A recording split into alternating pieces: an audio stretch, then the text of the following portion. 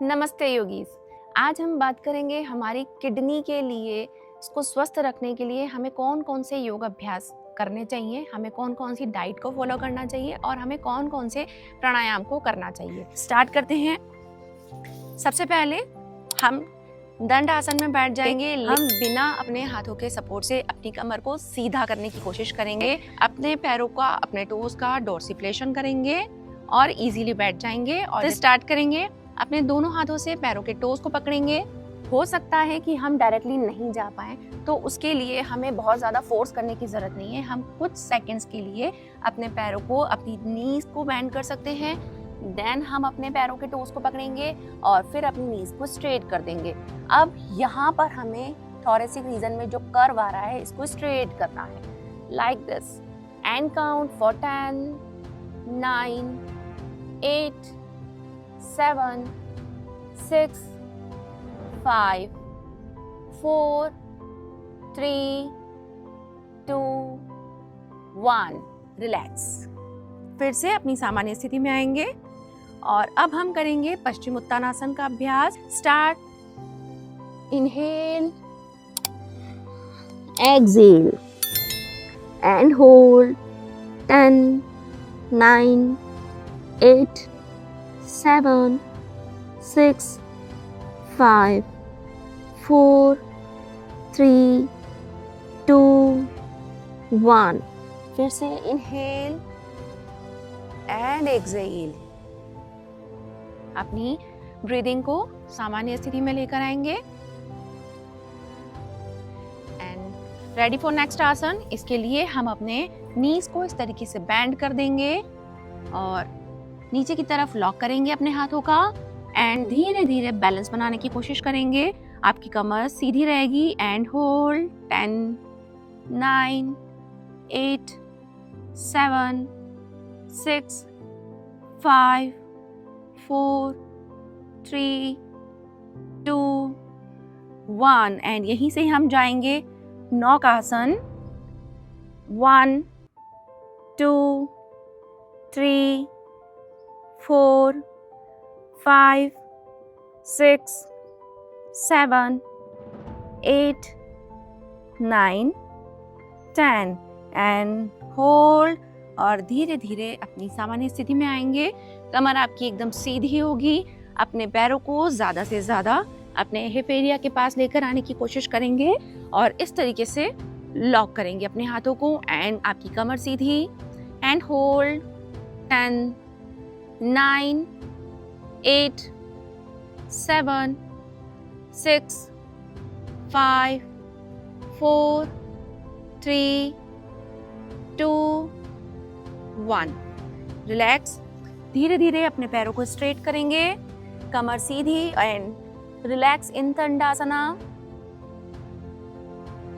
किसी तरीके का कोई तनाव, कोई चिंता नहीं और धीरे धीरे पीठ के बल लेट जाएंगे और अपने पैरों को बिना घुटनों के मोड़े हम पैरों को लेके जाएंगे 45 degree, that is Uttan Padasana and hold.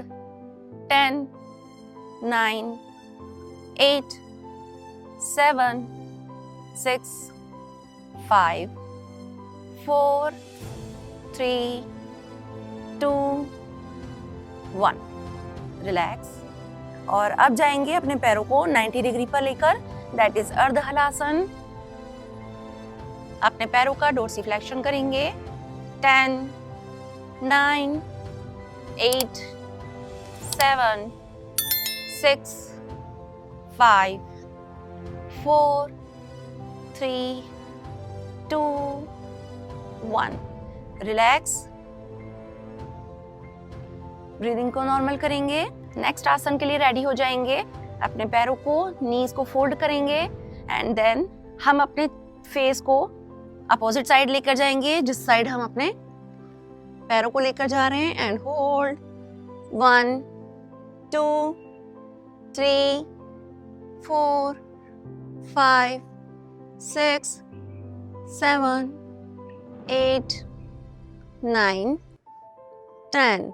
Relax. Other side.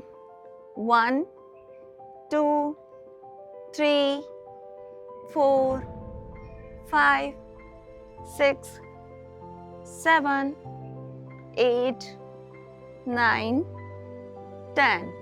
Relax करेंगे, ब्रीदिंग को नॉर्मल होने देंगे, श्वास प्रश्वास को एकदम सामान्य स्थिति पर लेकर आएंगे और धीरे से करवट लेकर उठकर बैठ जाएंगे। कैसा लगा आपको इन आसनों का अभ्यास करते हुए? स्वस्थ किडनी के लिए हमें कौन से प्राणायाम करने चाहिए?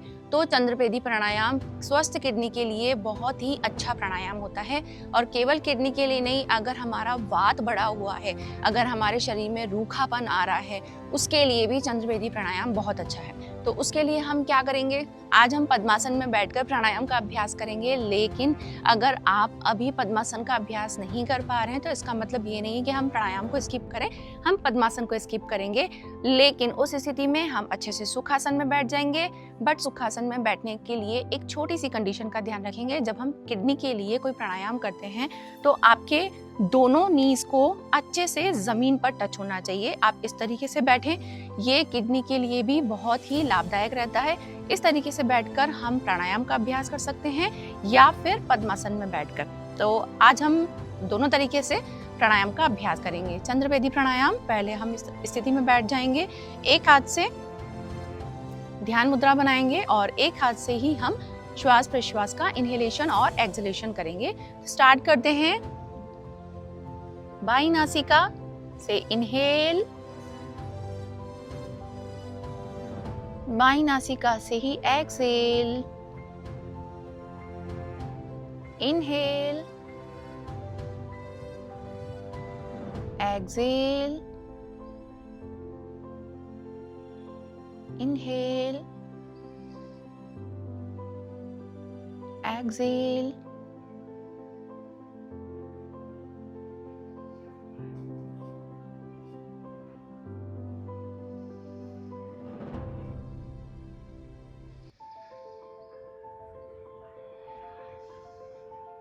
And relax.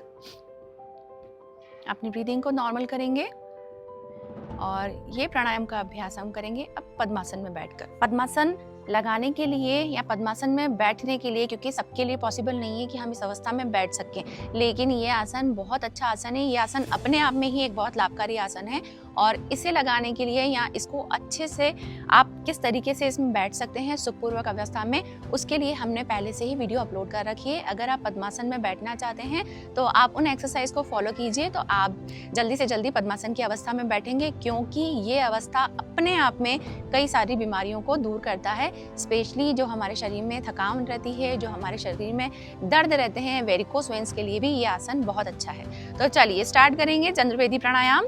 इस तरीके से बैठकर ध्यान मुद्रा, लेफ्ट नेजल से ही इनहेल करना है और लेफ्ट नेजल से ही एक्सहेल करना है। स्टार्ट करेंगे। Inhale, exhale, inhale, exhale,